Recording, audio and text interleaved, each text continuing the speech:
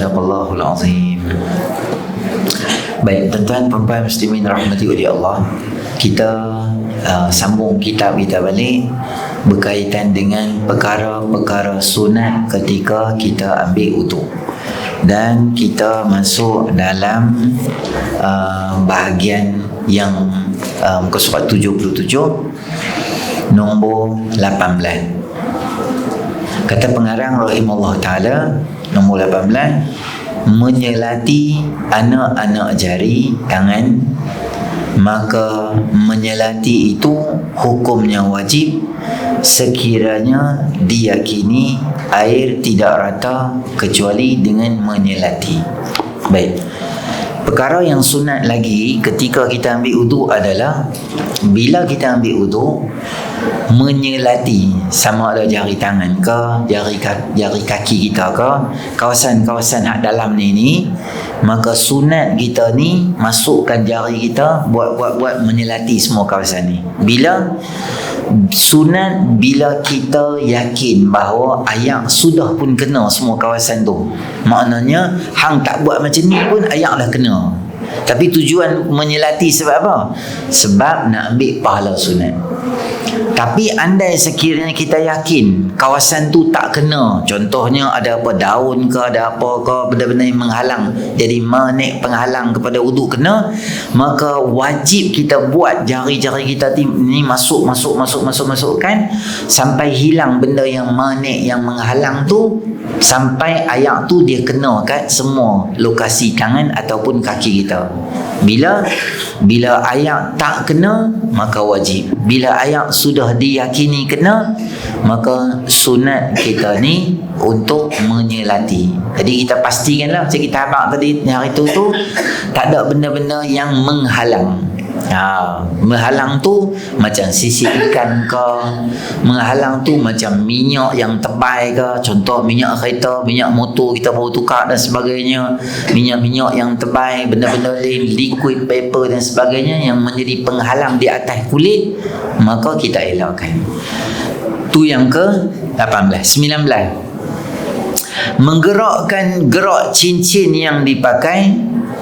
Kiranya air tidak dapat masuk dengan sendiri kerana terlampau ketat, maka wajib digerak-gerakkan cincin itu kerana ia menghalang air sampai kepada anggota wudu. Jika tidak begitu, yang seterusnya adalah bila kita pakai cincin. Bila kita pakai cincin, ada setengah orang dia pakai cincin terlalu ketat. Bukti dia, bila kita buka cincin tu, kawasan jari ni dia dah mendap masuk ke dalam, isi tu masuk ke dalam, dan putih, dia putih kemerahan kawasan tu sebab ayak tak kena, cahaya tak kena, dikeras tang tu je. Maka kalau cincin kita terlalu ketat, maka dikhawatiri ayak tak masuk tu. Bila ayak wudu tak masuk, ada bahagian tangan yang tak kena, maka ayak semayang tak sah, dia lajak kepada semayang jadi tak sah. Maka apa kita kena buat? Kita gerakkan jari tu. Sama macam jam. Kalau tuan-tuan pakai jam terlalu ketat, dia tak sama ke, ayak tak akan masuk. Maka longgarkan jam tu. Maka bila kita ambil semayang, sunat kita gerak jam ni dia masuk dalam tu semua ke. Cincin kita sama juga, kita pusing-pusing buka masuk gitu, maka ayak dia kena dalam tu. Kalau kita memang jenis pakai ketat, memang jenis budaya kita, passion kita jenis pakai ketat, maka adalah baik kita buka cincin kita biar ayak masuk semua dekat jari kita bagi elok. Biasanya jam lah, kalau rantai emas orang perempuan pakai ni taklah ketat sangat, dia biasa boleh masuk juga. Jam ni tebal sikit yang dia tak masuk ayak dekat kawasan tangan kita lah biasanya, ataupun cincin kita. Dua benda tu kita hati-hati. Kalau terlalu ketat, maka wajib buka, atau wajib buka. Kalau dia longgar dah, tak ada apa, maka sunat kita gerak-gerakkan cincin jam kita, bagi kita pastikan semua kawasan tu dia kena ayak. Maknanya dalam kita ambil wudu, jangan ada mana-mana lokasi yang patutnya termasuk dalam rukun wudu, jangan ayak tak kena dekat kawasan tu. Kalau tak kena, maka wuduk kita tidak sempurna. Bila wuduk tak sempurna, maka dia balik kepada semayang jadi tak sempurna. Macam hadis Nabi SAW sebut tentang kaki lah. Wailul lil aqabi minan nar. Kecelakaan untuk tumit yang tidak basah. Sebab kebiasaan orang ambil wuduk jenis terajang ayak. Jadi dia terajang ayak, bahagian tumit belakang ni ayak tak kena. Bila ayak tak kena, dia ingat dah kena dah, maka wuduk dia tak sah, semayang dia tak sah. Maka puluhan tahun dia semayang, dalam rekod semayang dia tu bila malaikat buka kosong, tak ada apa semayang pun. Hang semayang ke tak? Semayang. Sebab apa tak ada satu pun lekat dekat sini? Tak ada, tak tulis semua waktu hang tak semayang. Jangan gitu. Saya AJK selalu pergi masjid. Nanya saya tak ada. Betul tak ada. Mai kita tengok video hang ambil semayang macam mana. Rupanya ambil semayang macam ni. Tak ada ke ustaz main mengajar ke? Macam Allah cerita dalam Quran, alam ya'tikum nazir. Tak ada ke orang main bagi peringatan ke hampa, nabi ke, ulama ke, para alim ulama main ke? Ada bagi tahu. Ada, tapi kami tak main. Kami sibuk dengan benda lain. Jadi rugilah. Di akhirat boleh tak kita bersejadah nak semayang balik sekali lagi? Kita kata malaikat, lah ni tak apalah. Lah boleh tak bagi saya duduk kat tepi mahsyar tu, ada sejadah maidin, tak apa kecil, saya boleh semayang. Cepat-cepat kata, ganti balik semua semayang. Malaikat akan kata apa? ML, MS, malam sikit. Tak ada masa. Akhirat bukan tempat untuk kita beribadat. Habis dah. Habis masa tu, habis ya. Macam saya selalu bagi contoh lah. Kita naik motor, traffic light, lampu color merah. Kita tengok kiri, kita tengok kanan. Kita pun keluar belah-belah gitu je, nampak trafik kat depan. Trafik tu keluar pada tepi pokok, trafik tu tahan kita. Trafik tanya kita, sebab apa hang jalan walaupun hang nampak lampu tu kalau merah? Laki tu kata, saya nampak lampu kalau merah, tapi saya tak nampak tuan ni kan. Kalau saya nampak tuan, saya tak jalan lah. Lah ni dia kata, saya nak saman lah 300. Janganlah cik, lah macam ni lah tak apa. Saya pusing balik motor saya, cik duduk di sini, saya tunggu sampai 18 kali hijau baru saya jalan. Cik tu kata boleh tak? Cik kata tak boleh, dah jalan tu dah salah dah. Kalau hang tunggu sampai 18 hari pun hang tak kena saman juga. Makna macam tu lah. Bila kita dah terlepas tu, tapi polis tu boleh runding lagi, malaikat tak boleh dah. Amal soleh kita, akidah kita kalau rosak, tak boleh reverse dah. Dia jadi macam ular yang masuk dalam pipe yang kecil, yang dia tak boleh reverse dah, dia sangkut dah di situ. Macam tu lah. Jadi bila kita mengaji, kita nampak benda mana betul, benda mana tak betul, kita perbetul siap-siap supaya di akhirat esok kita tak jadi orang yang rugi. Baik, menyapu semua kepala. Perlu diingatkan bagi siapa yang mahu mengerjakan tawaf dan bertaklid pada mazhab Hanafi dalam perkara yang tidak batal wuduk dengan sentuh kulit laki dan perempuan yang halal, maka wajib baginya menyapu sekurang-kurang 1/4 kepala atau sekadar setapak tangan. Kerana ini adalah fardu dalam mazhab Hanafi. Tetapi seeloknya hendaklah disapu semua kepala supaya wuduk yang dilakukan itu merangkumi semua ketuntutan fardu dalam mazhab Maliki dan Hanbali. Baik. Dalam mazhab kita, Imam Syafi'i rahimahullah taala, menyapu kepala ni adalah dia termasuk dalam sapuan, bukan termasuk dalam basuhan. Saya beritahu dah dulu, basuh dia mesti ayak menitik. Kalau kita guna ayak ni, kita pergi Mekah ke, kita ambil ayak ketika banjir ke, kita tak bubur ayak di sini, betul-betul tak ada setitik pun yang menitik, kita pegang ayak tu, kita buat macam tu untuk basuh muka, dan tak ada setitik pun menitik di bawah. Ayak tu cukup-cukup untuk sapuan. Dia tak masuk dalam famsahu biwujuhikum wa arjilakum ya ayyuhallazina antum idza qumtum ila salah faghsilu wujuhakum, basuh muka kamu. Tapi bila kita ambil ayak yang terlalu sedikit, dia tak masuk dalam bahagian membasuh. dia jadi menyapu. Maka bila kita ambil uduk, boleh dalam tempoh yang sikit. Biarlah bila kita sapu di muka kita, paling kurang ada setitik atau 2 titik dia menitik di bawah, maka dia memenuhi tuntutan membasuh muka tadi tu. Tangan sama juga. Kita buang air kat tangan kita, jangan tak ada setitik pun menitik di bawah macam tu, dia jadi sapu tu je. Maka muka dan tangan dia mesti basuh. Faghsilu wujuhakum wa aydiyakum ila al-marafiqi wamsahu bi ru'usikum, dan sapu muka hamba. Sapu maksud dia apa? Kita boleh basahkan tangan kita, just basahkan, dan kita lembapkan tangan kita. Ada air di tangan kita, kita boleh ambil air yang lembap tu, air tangan kita yang lembap tu, sapu je di mana-mana bahagian. Paling kurang 3 helai rambut. Macam ambil tangan kita sikit ni, angkat macam tu sikit, sapu macam ni, kena dah, boleh dah, paling kurang. Tapi afdalnya tidak begitu. Afdalnya macam mana? Afdalnya tangan kita yang basah tadi tu, lembap tangan kita, letak tangan kita di sini, bodi depan, tarik balik ke belakang, itu baru satu. Basuh balik tangan kita, 1, 2 kali kedua, 1, 2 kali ketiga. Itu yang paling afdal sekali. Sebab apa buat macam tu afdal? Kerana innakum tud'auna yaumal qiyamah. Kata Nabi SAW, nanti di akhirat kamu akan dikenali dengan ghurrah muhajjalin. Mana-mana bahagian yang lebih, yang dibasuh, muka, tangan, kaki ni bahagian lebih daripada border dia tu akan cahaya.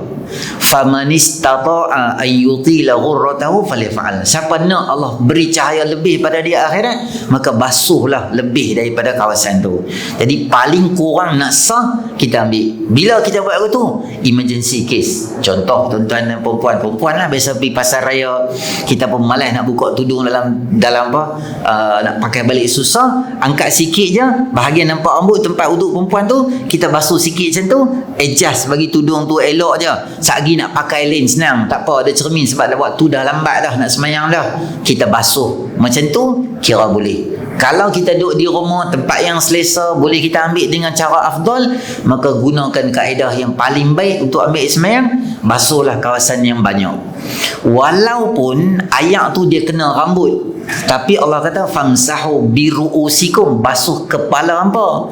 Boleh tak ustaz kami ambil air buka rambut, tapi tak kena selak rambut, kena ambil air tuang atas kulit kepala, kena buat gitu. Tu buat kutu boleh. Dia mesti kena kat kepala. Tak, janji rambut tu di atas kepala, okey dah.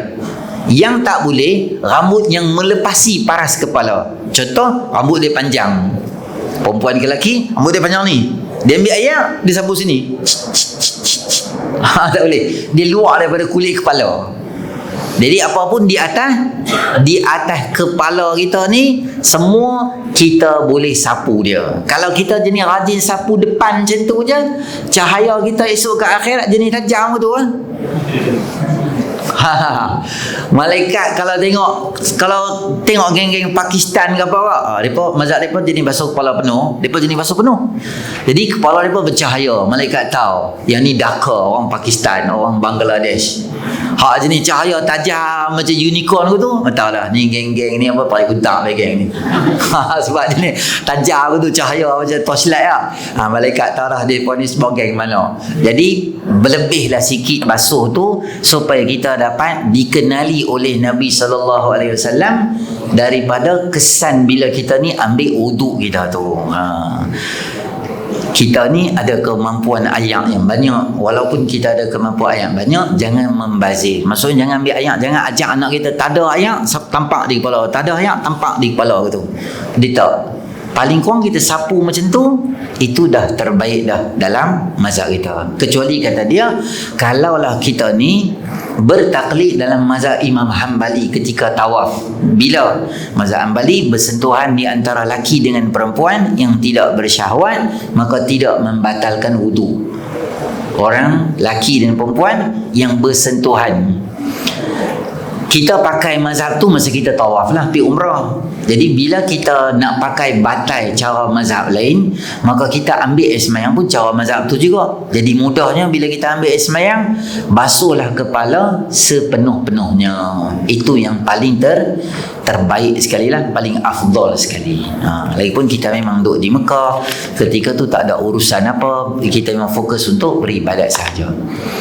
Jadi bila kita dah habis basuh kepala, boleh baca doa. Boleh. Allahumma ghashini birahmatik wa anzil alayya min barakatik wa adhillani tahta dhilli arshika yawma la dhilla illa dhilluka. Allahumma harrim sya'ri wa bashari 'alan nar. Ya Allah, liputi aku dengan rahmat dan turunkan atasku segala barakah, dan naungi aku di bawah naungan arasy-Mu pada hari yang tiada naungan selain daripada naungan-Mu. Ya Allah, haramkanlah rambut dan kulitku daripada api neraka Allah Subhanahu Wa Taala. Saya dah tengok kalau kita duk pulun baca doa ni dah, memang tak ada buat benda lain tau. Tak, kumuk baca doa, basuh tangan, ya Allah bagilah buku dengan catatan kat tangan kanan aku, jangan bagi kat tangan kiri aku. Basuh muka, ya Allah, Allahumma bayyid wujuhi yauma, Allahumma la, ya Allah jangan hitamkan muka aku di hari muka orang semua hitam. Kalau kita duk pulun baca doa-doa ni, tak ada menyimbang lah. Ni saya tengok orang duk ambil semayang menyimbang, macam tak takut apa. Duk ambil semayang tu pun baru tengok mak kilau. Ambil semayang pun bersilat dengan ya gitu. Tu kenapa? Dia tengok mak kilau pukul 7 show. Show pukul 7. Iyalah, pemilik panggung wayang ni bukanlah dia Islam, dia kata apa, dia tayang kan mak. Kita nak pergi tengok tu, kita pilihlah waktu sesuai. Dah lah masuk pun dekat-dekat nak habis dah asap, keluar pun bukan apa dah. Dia duduk bersilat pula kan, semua orang keluar kan kena bersilat tu. Dan duduk bersilat asap habis tu. Tu kan mak kilau, tu mak silau. Mak kilau jenis jaga semayang, berdamping dengan ahli ulama. Tu baru dia mak kilau, Allah bagi pada dia semangat dan kekuatan. Ini subuh pun berderap, jadi ikut mak kilau. Tak apa, kita sama-sama lah kan. Baca doa ni ketika menyapu telinga. Baik, tak lagi. Menyapu kedua telinga dan depan dan belakang. Dalam mazhab Hambali, menyapu kedua telinga ini fardu kerana kedua-dua terletak dalam kawasan kepala. Sebagaimana disebutkan dahulu bahawa Hambali mewajibkan sapu semua kepala. Cara menyapunya ialah dengan memasukkan hujung jari telunjuk yang basah dengan air ke dalam lubang telinga dan ibu jari di belakang cuping. Kemudian gerakkan telunjuk dan ibu jari menyapu telinga dari bawah ke atas. Telinga kanan sapu telinga kanan dan kiri sapu telinga kiri. Selepas itu dua tapak tangan yang basah itu dilekapkan pada telinga. Baik. Telinga ni dalam mazhab kita Imam Syafi'i sunat lah. Kalau tak basuh, kurang fadilat dan rugi besar wuduk kita tu. Tapi sah. Dalam mazhab Hambali, dia termasuk dalam kategori muka, dia kategori kepala. Jadi dia kena wajib basuh. Basuh dia macam mana? Yang ni bau dalam, yang ni bau belakang, belakang cuping telinga. Sebab belakang ni kerap kali kotor. Saja-saja masa semua orang dah tidur, pergi tengok cermin. Jangan tidur masa tengok ada orang. Belakang ni ambil wipe, baby wipe tu kan, buat macam tu, tengok 17.5 kilo kotor. Belakang ni lama tak basuh lah. Jadi ambil uduk ni jangan basuh macam ni je, basuh belakang ni sekali ni, basuh belakang. Jadi tangan macam tu lah, masuk ni gerakkan dekat kawasan sini semua, dah hak atas ni naik atas turun ke bawah. Lepas tu basuh lagi tangan, ambil buat macam ni, macam tu, yang belakang naik lagi ke atas. Biasa kita basuh telinga macam mana? Yang tu cek lubang telinga ada ke tak ada, nak beli subang hujung minggu ni. Tu cek lah. Yang ni bukan cek, basuh lah. Sebab tu Islam dia agama bersih. Telinga, orang tak tengok lah telinga. Jarang orang tengok telinga, kecuali doktor dan nurse kalau telinga kita sakit lah. Gigi ada juga, kita pergi 6 bulan sekali cek. Telinga jarang orang tengok. Jadi telinga ni dia terbiar, kesian kat dia. Kebersihan tu jarang orang jaga. Jadi Islam ajar atas satu hari 5 kali. Bila ambil uduk, paling kurang bersih elok telinga kita tu. Jadi dia agama yang tak ada agama suruh basuh telinga, tak ada. Ada agama basuh telinga, tak ada. Lain ada. Tu saya kata, Islam ni tempat yang orang tak tengok pun disuruh bersih. Tambah tempat yang orang tengok. Sama macam kita bincang dulu lah, ketiak, bulu ketiak setiap minggu kena ejar lagi elok-elok. Lepas tu hak bawah, hak kiri, hak kanan, hak depan, bawah kain, tepi kain, semua tu orang tak tengok. Tapi kita disunatkan kita jaga kebersihan untuk diri kita. Kalau orang Assalamualaikum, bapak saya kata, ya Alhamdulillah, main tengok ketiak sikit ada bulu tak? Jarang orang buat panggil aku tu. Melainkan hak isap ketum ke apa, pelik lah. Lagi pelik tu, Assalamualaikum, main tengok bulu hari-hari potong tak? Pelik lah panggil hang. Situ orang tak tengok. Tapi Islam ajak kita bersih. Apatah lagi luaran, muka bersih, kasih sayang. Nabi SAW bila Nabi main, Nabi wangi, Nabi bersih, orang suka kat Nabi SAW sebab bersihnya akhlaknya. Kita muka kalau handsome, kalau kita ni busuk orang tak main kok. Kalau lah kita dalam muka handsome tapi busuk pun orang tak dekat kita. Tambah muka uduh. Tak handsome pula. Lepas tu busuk pula. Lagi teruk kita jawab dia. Okey. Itu nama dia basuh telinga. Ada juga doa basuh telinga. Allahumma ja'alni minal ladzina yastami'una al-qawla fayattabi'una ahsana. Allahumma asmi'ni munadiyal jannah fil jannah ma'al abrar. Ya Allah, jadikanlah aku daripada golongan mereka yang mendengar perkataan yakni nasihat lalu mereka mengikut dengan perkataan yang baik dengannya. Ya Allah, pendengarkan padaku seruan penyeru syurga di dalam syurga bersama orang-orang yang baik. Itu doa dia lah, menyapu leher serta membaca doa ni. Imam Nawawi menyebut menyapu leher tidak disunatkan, malah ianya bid'ah. Tapi Imam Ghazali menyebut sunat bersandar pada hadis dhaif yang diriwayatkan oleh Abu Mansur Ad-Dailami daripada Amru dan berbunyi mashur raqabati amanun minal ghilli yaumil qiyamah. Menyapu leher sentosa, yakni aman daripada belenggu pada hari kiamat. Jadi membasuh leher ni ada khilaf di kalangan ulama. Ada ulama kata membasuh tu sunat, ada ulama kata membasuh tu tidak sunat. Jadi tak ada masalah sebab dia bukan masuk dalam kategori rukun-rukun wuduk tadi yang 4 tadi tu, muka, tangan, kepala, kaki. 4 tu dia termasuk dalam kategori apa? Kategori fardu, rukun untuk wuduk. Adapun tengkok kita ni boleh basuh, tak apa. Kalau kita pandang pegangan pandangan Imam Nawawi, tak apa, tak payah basuh. Kalau kita pegang dengan pandangan Imam Ghazali, boleh basuh, tak apa, tak jadi masalah. Dan yang berikutnya menyelati baca Allahumma fukka raqabati minan nar wa a'udzubika min salasili wal aghlal. Ya Allah, lepaskan leherku daripada neraka dan aku berlindung denganmu daripada terkena rantai dan belenggu. Sebab apa? Leher Nabi SAW ajak kita doa supaya jangan Allahumma atiq riqabana wa riqaba abaina minan nar. Ya Allah, selamatkanlah tengkuk kami dan tengkuk ibu dan ayah kami daripada neraka. Sebab apa? Doa tengkuk makna itu adalah majaz. Maksud dia apa?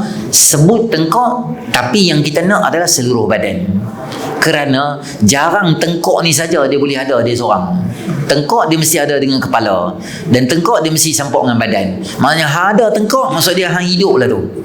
Maksudnya ya Allah, selamatkanlah tengkok aku. Maksudnya seluruh badan aku selamat daripada neraka. Bukan maksudnya kalau masuk neraka tengkok dia tak terbakar dah. Macam Nabi bagi tahu lah, bila hampa orang yang rajin semayang, mana-mana anggota yang dia guna untuk semayang, anggota tu tak akan dibakar oleh neraka. Yang guna untuk sujud, tangan, dahi, lutut, tapak kaki, yang ni semua tak akan terbakar dalam neraka. Andai sekiranya orang tu dimasuk dalam neraka, bermakna apa? Orang yang semayang Allah pelihara dia, bukan dia tak kena api, Allah pelihara seluruh badan dia.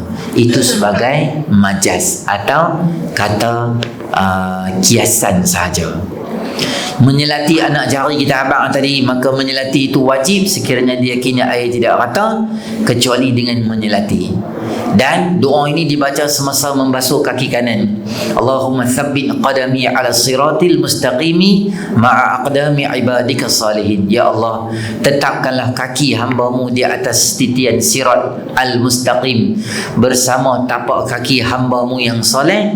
Dan apabila baca doa kaki kiri, baca doa Allahumma inni a'udzubika min an tazilla qadami 'ala sirati finnar yauma tazilu aqdamul munafiqina wal musyrikin. Ketika melintas titian sirat, semua orang kena lintas. Dia macam kubur, himpitan, semua kena. Semua manusia dia masuk kubur ni, kubur akan pancikat dia dengan himpitan kubur. Hang baik ke, hang soleh ke, hang takwa ke, hang jahat ke, hang apalah, crack house ke apa ke, semua ni mesti kena. Dekat kubur ni mesti kena himpit. Tapi orang yang jahat dia dihimpit sehingga menyakitkan tulang rusuk ni semua, masuk joint pi semua sekali, dia sakit gitu. Adapun orang yang baik, soleh dan bertakwa, dia masuk kubur akan himpit juga, tapi himpitan kubur tu macam pelukan mak pada anak dia. Anak kita balik tadika umur 6 tahun, mak dia tunggu depan rumah, van hantar, dia pun lari-lari, Umi, dia peluk mak dia, mak dia peluk dia. Rapat tak dia dengan mak dia? Rapat. Tapi adakah itu akan menyakitkan anak dia? Tidak. Akan meresahkan anak dia? Tidak. Dia gembira dan dia bahagia sebab dalam pelukan mak dia. Kubur akan peluk orang-orang baik ni, dia bukan himpit, dia rapat, tapi nama dia peluk, bukan himpit. Adapun himpit menyakitkan, peluk menenangkan. Sama juga macam orang dalam titian sirat, semua lalu. Hang baik, hang jahat, dia lalu. Wa in minkum illa wariduha kana ala rabbika hatman maqdiya. Surah Maryam. Semua hampa mesti lalu di titian sirat ni, mau tak mau, suka tak suka. Sahabat bila dengar yang ni, sahabat risau. Sahabat kata, Rasulullah SAW, kami-kami ni rajin pergi jihad pun kena juga ke? Nabi kata, ya. Tapi ayat tu tak habis. Jumpa hamba baca sambungan. Thumma nunajjil ladhina taqaw wa nadharul zalimina fiha jithiya. Kemudian kami akan selamatkan orang-orang yang bertakwa, dan kami akan biarkan orang-orang munafik berlutut. Maknanya macam kecewa dan down di tengah-tengah tu, jadi macam serabut tak tahu buat apa. Itu budaya orang munafik dan orang kafir. Adapun orang yang baik, Allah bagi dia melintas sepantas kilat kerana dia rajin jaga sembahyang 5 waktu. Orang yang buat korban, binatang korban akan datang bantu dia dan sebagainya. Maka inilah dia apa yang kita sebutkan sebagai selamat esok di akhirat. Tapi ini semua nama dia apa tahu? Perkara ghaib. Kita kalau tak yakin dengan perkara ghaib, maka kita tak boleh sembang. Sebab Islam ni tak boleh sembang kita. Kerana Islam ni satu agama yang dia bawa keimanan dan akidah yang kebanyakan benda-benda tu termasuk dalam sama'iyat atau ghaibiyat yang kita tak pernah tengok.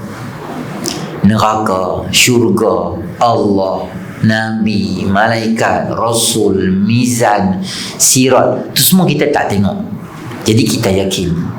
Kalau keyakinan ni tak ada dekat kita, maka kita punya iman ni diragui dan boleh kita ni terkeluar daripada Islam. Kerana Allah Ta'ala sebut allazina yu'minuna bil ghaib, orang yang beriman dengan benda yang ghaib dan dia tak nampak. Akhir-akhir ni banyak kita tengok orang-orang yang muncul yang cuba dia nak logikkan semua Islam, syariat ke apa, dia nak logik. Kena ada baru kami buat, kalau tak ada kami tak buat. Ada golongan macam tu. Kalau tuan-tuan dan perempuan tengok dalam media baru ni, ada seorang perempuan yang dia ada tulis panjang, terutama berkaitan dengan korban. Dia kata daripada hampa duk buat korban tiap-tiap tahun sebagai ritual, sebagai amalan yang setahunan duk buat macam tu, alangkah baiknya hampa ambil duit buat korban tu, hampa pergi bagi dekat orang-orang nak buat beasiswa, nak belajar. Ramai budak-budak you hak makan nasi dengan ayam dengan garam je, depa hidup susah, hampa tak bagi kat depa ni hampa duk pulun buat korban nak makan sama-sama hampa sahaja. Sekali kalau kita fikir macam betul dia cakap. Sekali lagi kalau kita duduk fikir, itu sebenarnya adalah fahaman nama dia liberal. Liberal ni dia punya habit dia suka cari salah Islam, dia suka kutuk syariat, dia suka merendah-rendahkan amalan Islam, dia suka kutuk Nabi, dia suka membawa orang persepsi buruk terhadap syariat, kutuk para alim ulama. Itu dia punya ciri-ciri orang nak jadi liberal. Tuan-tuan tengok nah. Ambil duit nak buat korban, pergi tolong orang beasiswa. Sebab apa hang tak fikir macam ni? Macam mana? Orang-orang yang duk minum arak, hampa-hampa yang duk minum isak dada, yang pergi buat maksiat, buat dosa, berzina, minum arak, alangkah baiknya hampa ambil semua duit hampa ni, hampa pergi tolong orang miskin dan orang susah yang beasiswa. Dia boleh lah cakap gitu. Dia boleh. Sebab apa hang tak arahkan orang buat benda jahat, berhenti buat benda jahat, ambil duit buat benda baik, daripada hang duk pulun dan fokus seolah-olah merendahkan syariat, ambil duit nak buat benda baik, kononnya Islam tak pernah bagi ruang. Kalau kita biar, dia akan mai lajak lagi, dia akan cakap bab agama, bab lain pula lah. Dia akan kata bab zakat, dan memang ramai dah. Antaranya zakat ni punca umat Islam jadi malas dan balok liat. Sebab zakat ni duk suar dalam poket orang, duk bagi. Jadi orang makin lama budaya pemalas dan budaya tak mau usaha tu dia akan bertambah-tambah dalam masyarakat. Yang miskin berkekalan miskin, yang malas berkekalan malas kerana dia dapat duit free. Siapa punca masyarakat lingkup? Zakat. Dia punya otak kita tak boleh fikir lah. Kita fikir apa lain, dia fikir apa lain. Nanti dia akan dia akan kata apa? Dia akan kata haji ni habis duit. Pakai baju nampak ketiak, pergi pusing kotak hitam, useless, tak ada apa. Sekadar nak dapat nama haji dengan hajah ya. Itu je, sampai puluh-puluh ribu kena bayar. Maknanya ada duit baru dapat gelaran. Kalau tak ada duit, tak ada gelaran. Islam agama duit. Dia main gitu. Dan kemuncak daripada fokus yang dia nak adalah akhirnya dia akan kata hidup ni tak payah bertuhan, kerana Allah tu hanya ilusi bayangan manusia. Allah pun tak ada. Hamba sembah apa? Kami tak nampak Allah tu di mana. Sama macam umat Bani Israel yang cakap pada Nabi Allah Musa, wa qalu lan nu'mina laka hatta narallaha jahra. Wahai Musa AS, kami tak mau hang sembang apa dengan kami melainkan hang tunjuk Allah tu seketui. Okey, ada kami ikut, tak ada anggap tepi, kami tak mau sembang. Benda tak ada semua kami tak tahu. Cerita akidah liberal ni lama Allah cerita dalam Quran dah. Lama dah Allah cerita dalam Quran. Sebab tu merendah-rendahkan Islam, dan dia suka fikir benda tu pakai otak dia. Ada benda-benda yang kita boleh huraikan Islam ni dengan otak. Ada benda-benda akal ni ada satu peringkat dia tak boleh nak fikir dah, tak boleh brain dah. Dia bertembung dengan wahyu, maka mesti akal ni gear reverse, wahyu mesti duduk di atas. Ada benda-benda kita pun tak tahu. Sebab apa? Sembahyang subuh 2 kan mengantuk, bes sembahyang 1 je. Saya tengah semangat ni bulan puasa, takkan buat 2 juga. Bulan puasa saya nak buat lebih lah. Kita tak boleh fikir sebab apa Allah suruh buat 2. Sebab apa Zuhur 4? Alah orang Zuhur 4 lah, tak tahu sebab apa 4. Masa tu orang letih kerja. Tak tahu Jumaat sebab apa jadi 2. Sebab apa Asar 4, Maghrib 3, Isyak 2, Isyak 4 sebab orang tak larat. Patutnya 2 je lah, tapi disuruh buat 4. Banyak benda ketika kita mai satu peringkat di depan kita tak boleh fikir dah, maka otak kita bukan buang, reverse. Kita mengalah dengan wahyu Allah Ta'ala. Kita mengalah, kita untung. Kita buat pandai, kita susah di akhirat. Sebab saya beritahu tuan-tuan, contoh, bila kita batal wuduk kita kentut, kita patut pergi mana? Pergi tandas, basuh tempat kita kentut lah. Logically macam tu lah. Tapi kita pergi ambil semayang, apa kena mengena basuh buku lali dengan kentut? Apa kena mengena basuh siku dengan kentut? Apa kena mengena cuci telinga dengan kentut? Tak kena mengena pun. Tapi itu nama dia ta'abudi. Ta'abudi ni apa? Sifat kehambaan. Buat apa saja yang Allah suruh. Kita buat, kita selamat. Hang memandai, hang tak selamat. Tuan-tuan tanya saya, kita beritahu, kucing dengan ayam, mana satu kita jaga elok? Kucing, kita bela kat rumah kita. 15 kilo makanan kucing besar tu, macam besar guni tu, RM185. Makanan kucing. Kalau bahagi makan pagi dia saja boleh pergi RM7-8 sekali makan pagi. Protein hak elok lah, bulu dia jadi elok, dia pun jadi elok. Kita sarapan RM1 2 kupang si lemak. Nak order teh tarik main sangat, teh o je, tu pun kurang manis, harga sama, bayar sama kat itu kok. Berapa kena? Makan pagi kita tak sampai RM4, dia RM8.5. Mahal pada nasi kandar Sulaiman ni, buah ayam, buah telur, buah kambing semua mahal lagi. Ya Allah, kucing kita jaga bagi elok. Ayam kita lempar kat rumah tu lah. Apa kita bagi kat dia? Nasi tak habis kemarin, bagi kat dia. Roti tak habis kemarin, bagi kat dia. Pizza Hut tak habis kemarin order, lempar kat dia. Dia kira tukang berhabis nasi kita tak habis tu. Lepas tu biar habis lah, tak ambil tahu lah sendiri lah, cari yang makan ulat ke apa, cacing ke apa, cari sendiri je. Kucing ni orang sayang dia, buka rumah, belai dia, sayang dia. Kalau orang nak pergi travel, ada orang bawa kucing tau belakang tu, dia ada beg kucing. Pernah tengok orang bawa ayam? Ada lah bawa ayam dalam lori nak sembelih gitu. Jangan bawa ayam dalam beg gitu, bawa belakang gitu. Dia ni bawa binatang apa? Bawa ayam. Mental kot dia ni. Tak ada orang bawa ayam. Kucing sayang-sayang tu orang buat apa? Tidur di atas katil tu. Kadang-kadang anak kita umur 5 tahun 6 tahun sayang dengan kucing. Kucing kita tidur dengan dia, comel dia orang. Ada tak pernah ayam kita bawa tidur atas katil? Mak kita terajang lah. Bawa ayam masuk dalam bilik lah. Pagi kita 3 sukun bawah tu, berak atas katil apa semua. Tak ada. Kita sayang kucing lebih daripada ayam. Patutnya kalau kenduri kahwin anak kita, buat kucing ke buat ayam? Logiknya kucing lah. Dia lebih bersih, kita jaga dia bagi elok. Kita nak buat kenduri anak kita pun nak bagi orang makan, bagi orang makan yang elok, yang terbaik yang kita ada lah. Apa dia? Kucing lah. Jemput nah hujung minggu ni kahwin anak saya. Oi, siapa tukang masak? Jangan tanyalah tukang masak hak parik buntak, hak hebat sekali. Siapa parik buntak paling hebat sekali masak? Bagi nama contoh. Pak Kasim contoh. Pak Kasim lagi dia dengar rakaman dia bawa pula. Siapa-siapa lah kita kata contoh tukang masak. Oi, hang panggil dia tu kau tukang masak. Aku kena mai. Jangan lupa mai. Ini kenduri anak aku yang bongsu yang last sekali. Special aku nak buat. Apa tu? Kucing masak merah. Agak-agak kita buat apa dengan koyak kad lempar depan dia. Gila dia makan kucing. Kita start motor kita belah kata kan. Apa dia? Ayam masak merah. Sempoi. Sampai mai. Ayam juga kita cari. Kalau ikut logik kita, kucing lah. Apa tak buat kucing?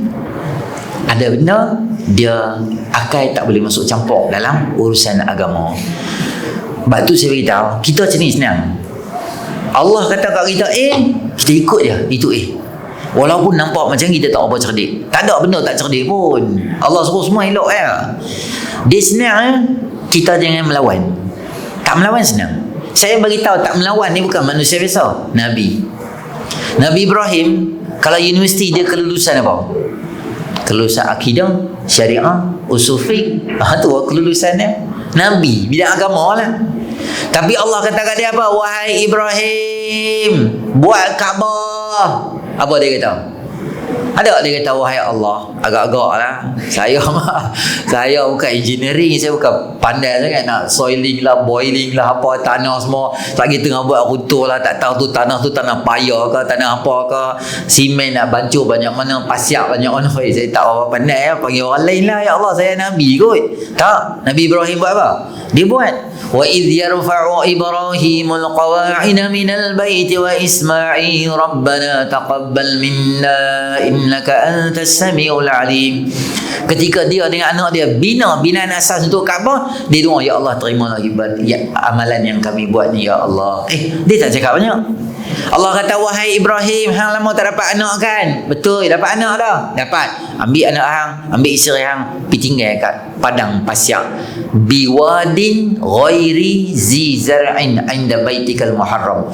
Pergi tinggal di tempat yang tak ada satu habuk tumbuhan pun tak ada, tinggal situ. Mana? Padang pasir, kosong. Air tak ada, elektrik tak ada. Kok ada 7E boleh beli ke? Slurpee boleh beli ke? Tak ada. Apa benda tak ada. Binatang buah boleh makan. Anak baru kecil, susu dah seledi, korang-korang nak kena tinggal 1 tan nak bancuh yang. Tak ada. Tinggal saja aku tu ya. Kita kalau kereta kita rosak kat highway dengan anak-anak pun kita risau dah. Walaupun dah telefon plus on the way dah. Risau takut orang main ke, binatang apa main pada hutan ni ke. Nabi Ibrahim tinggal belah aku tu ya. Sebab Allah suruh. Dah main lepas balik pada 10 tahun. Dah lama dah. Anak pun dah besar dah. Bincang dengan dia. Allah kata, wahai Ibrahim, sembelih anak kamu. Ada, dia protes. Walaupun benda tu tak logik lah. Takkan sembelih anak aku agak-agak lah. Ya Allah, ni anak saya lama tak jumpa awak. Itu dah suruh tinggal. Dia boleh cakap. Kalau kita cakap lah. Tapi Nabi dia tak level dia. Sembelih anak. Baik ya Allah, saya ikut. Cakap. Lepas tu Allah suruh dia buat apa lagi? Allah suruh dia panggil orang. Dah buat Kaabah semua tadi tu kan? Okey, sekarang kamu laung orang suruh main Mekah. Wahai Allah, saya suruh kecil. Tak apa, hang panggil je. Aku akan pastikan suara hang sampai. Dia panggil, wahai manusia, buat haji, buat haji. Dia cakap dekat tu je. Tapi laungan suara Nabi Ibrahim AS sampai hari ni kita dengar. Sampai hari ni kita dengar. Walaupun orang tu dah pergi haji, dia masih dengar lagi suara. Nak pi. Kebanyakan kita dah pergi haji dah. Tapi kalau orang sponsor nak pergi haji sekali lagi, seronok nak pergi ustaz. Susah pun tak apa, kami seronok sangat pergi haji. Sampai Malaysia, Saudi kena buat kota lah. Malaysia banyak ni apa, Indonesia banyak ni. Tak boleh ramai sangat. Sebab semua orang nak main. Sebab dia ikut cakap Allah Ta'ala. Dia tak cakap banyak. Apa Allah suruh, dia ikut. Kita ikut, kita senang. Allah bagi name tag apa kepada Nabi Ibrahim? Wattakhadallahu Ibrahim khalila.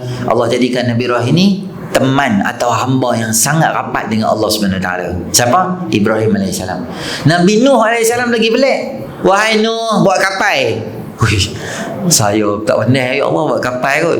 Kapal ni dia main ayak tau. Dia tak boleh ada lubang sikit pun. Hang nak buat dengan kayu pun hang kena pandai. Zaman tu bukan ada apa kita duk percik tu bagi ayak tak masuk. Tak ada tu zaman tu.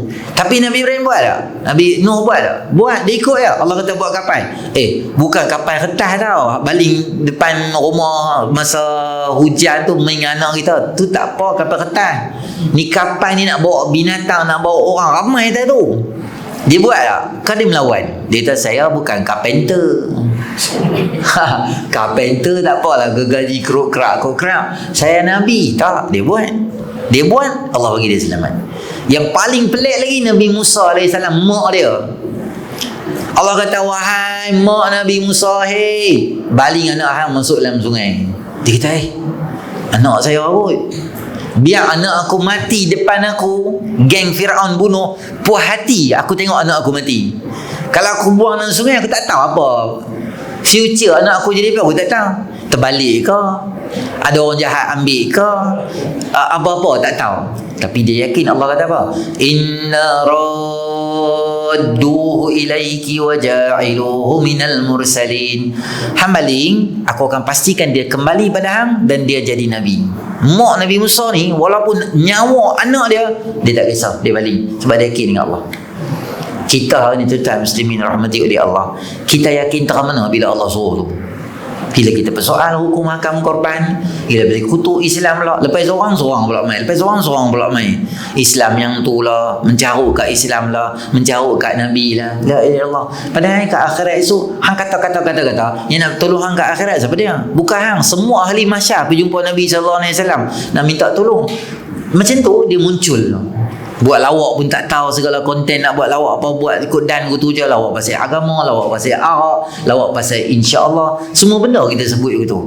Saya pun tak tahu. Lawak ke kalau buka tudung tu lawak ke? Tak tahu lawak tang mana buka tudung. Lawak ke kalau buka baju lawak ke? Buka kain tu lawak ke? Apa perlu abang ada hafal 15 juzuk tu sebab apa? Saya tak tahu 40,000 siapa bagi. Wa ta'awanu 'alal birri wat taqwa wa la ta'awanu 'alal ithmi wal 'udwan. Tolong menolong atas benda yang baik. Jangan tolong menolong di atas perkara yang jahat. Mana-mana orang Islam yang akidah dia la ilaha illallah Muhammad Rasulullah buat sumbangan pada dia bagi cukup 40,000, share dia punya dosa tu sama sikit. Biar tak payah bagi. Tapi saya difahamkan cukup lah. Tak tahu daripada mana mai. Saya bukan itu sumbangan daripada orang yang ada akidah la ilaha illallah Muhammad Rasulullah. Tak tahu, itulah kita kata lawak tak mana kita pun tak tahu. Semua benda hang anggap sebagai lawak. Lawak tu kena buka baju, kena buka seluar, kena buka tudung ke? Tu baru lawak ke? Ada orang lawak, itulah lawak arak, lawak hina Islam, insya-Allah. Saya tengok ada orang buat lawak dekat dunia ni tapi tak cakap sepatah haram pun. Lawak gila-gila lah, guling-guling kita gila. Walaupun Mr. Bean tu nampak macam perbodohkan diri dia, tapi dia tak cakap sepatah habuk pun. Lawak juga. Sejak akhir-akhir ni saya dah tengok dia punya klip-klip semua dia mula cakap dah Mr. Bean. Kita ada di tu hafal Quran Senegal tu, Kabil Lame. Apa haram habuk pun tak pernah cakap. Macam ni hidup dia.